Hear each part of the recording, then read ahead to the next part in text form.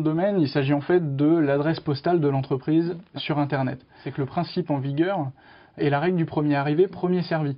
Ce qui veut dire que vous n'avez pas de légitimité accordée ou d'antériorité particulière. Il existe effectivement de nombreuses extensions, parmi lesquelles on peut dégager quelques extensions très importantes que l'on nomme extensions génériques.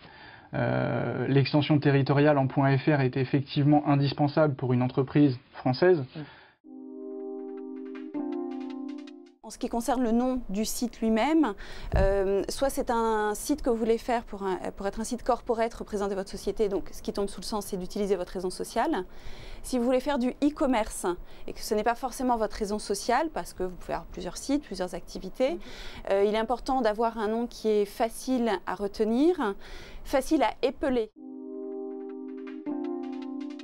Qu'est-ce qu'un moteur de recherche?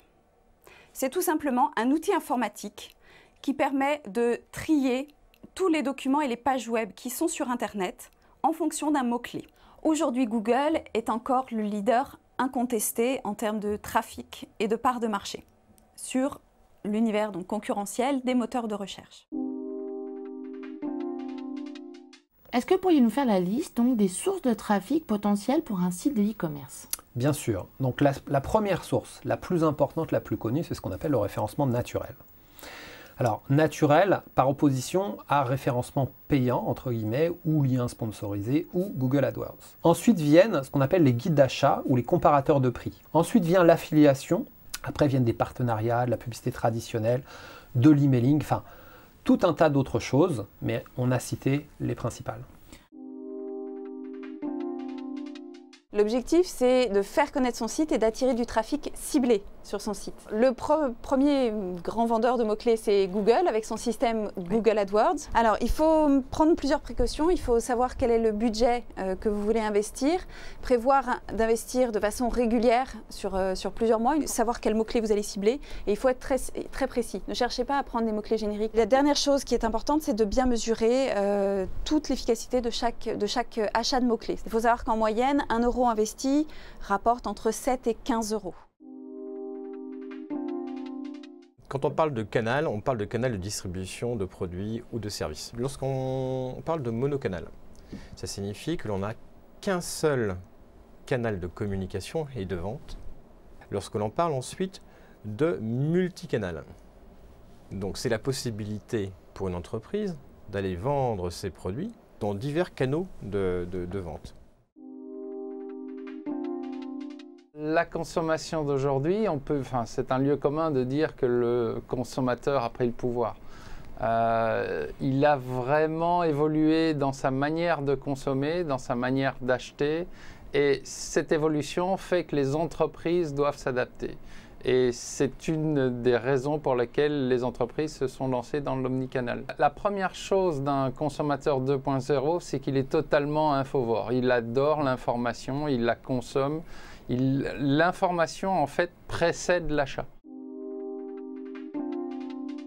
Il y a un petit fichier qui se met sur votre ordinateur et qui met une petite synthèse de votre navigation. Alors bien entendu, ça sert à mémoriser des informations telles que vos préférences de navigation, avoir des statistiques, mais c'est surtout utilisé pour ce qu'on appelle le reciblage ou le retargeting. Entre, par exemple, 3 concurrents qui vont vendre des produits identiques, ça sera le nombre de likes et le nombre de partages qu'il y a eu sur tel ou tel ou tel contenu. Et cette différence est à ce point essentielle et insidieuse qu'on pourra avoir de belles images avec 0 vote et des images d'une qualité tout à fait respectable avec 500 votes. Devinez vers qui ira le consommateur. Il ira vers ce qu'on appelle le témoignage implicite d'émotion. Donc, vers le site où il y a 500 votes. E-business, c'est la possibilité de trouver tout ce que l'on veut à un clic. Et donc, on peut voyager partout dans le monde. Et on a une multitude d'offres qui n'a jamais existé auparavant, qui n'a jamais été possible. Et c'est ça qui est perturbant, probablement. Qu'est-ce qu'un parcours émotionnel pour le client? Et donc ça part de la rencontre. Donc la rencontre sur Internet, c'est comment est-ce que je vais arriver jusqu'à votre site e-commerce. Mais c'est le début finalement, hein, et ensuite il y a, donc c'est la rencontre, ensuite c'est le test, c'est l'idée aussi du jeu, je vais essayer quelque chose. Par exemple, on peut essayer ses lunettes aujourd'hui sur un site e-commerce. Bon, on peut faire de l'essayage virtuel, etc. Donc ça c'est le côté je joue. Et puis bien sûr, si je fais des essais, je teste et je joue, c'est dans l'idée d'aimer le résultat, et si j'aime, j'achète. Le marketing prédictif, c'est simple, ça existe depuis toujours. C'est l'art de prédire les besoins futurs de vos clients ou de vos prospects. Il y a deux choses fondamentales qu'il faut pouvoir identifier. Ce sont les signaux faibles, c'est-à-dire ces petits bruits de fond qui sont aujourd'hui relativement peu audibles, mais qui donneront peut-être les tendances de demain.